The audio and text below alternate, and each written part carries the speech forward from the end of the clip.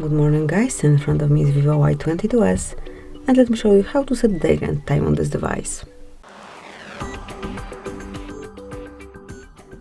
So at first unroll the list of all apps and reach settings. Then find and select system and go to date and time.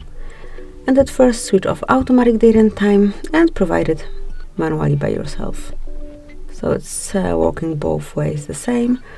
And also if you wish to change the time zone, just switch off automatic time zone and now pick it manually by yourself. And that's it. This is how you can manage time and date on your device.